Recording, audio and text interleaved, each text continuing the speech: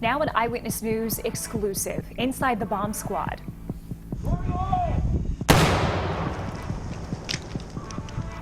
Whether diffusing dangerous devices or blasting their way into buildings, the Rhode Island State Bomb Squad provides essential assistance to local, state, and federal law enforcement. And it's a division of the State Fire Marshal's office a lot of people really don't know about. I had the opportunity to get an inside look at this elite team. They're the first line of defense, securing an opening for SWAT, police, and the FBI to enter a home or building believed to have suspected fugitives inside.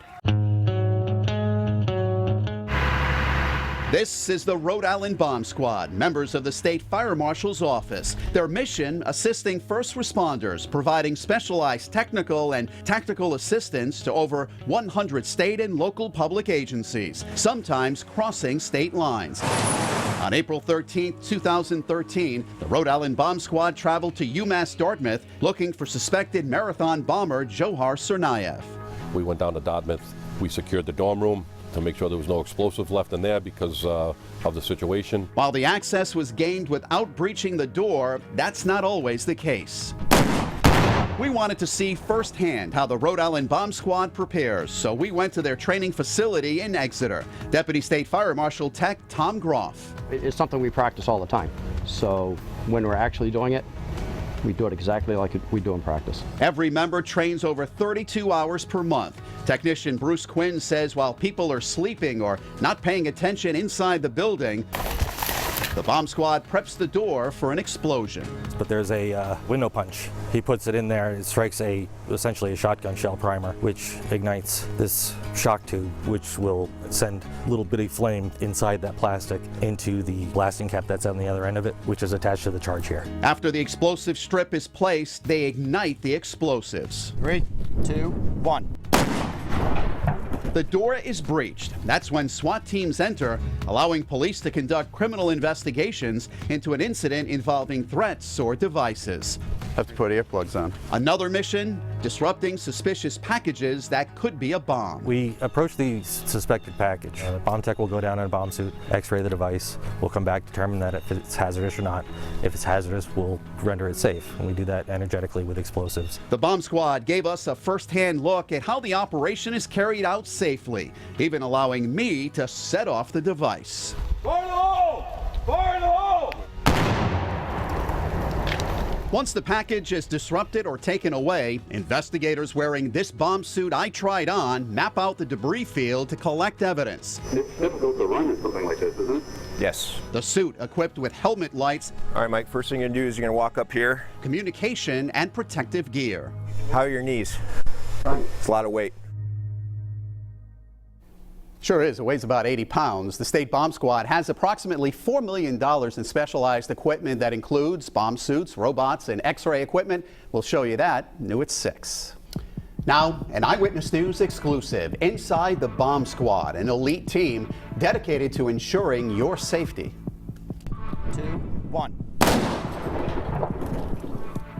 Live at 5, we showed you how the Rhode Island State Bomb Squad blows out the doors of a home and building, enabling first responders to get inside. New at 6, I actually got the opportunity to use some of the same specialized equipment they use to diffuse dangerous situations like robots, bomb suits, and X-ray devices.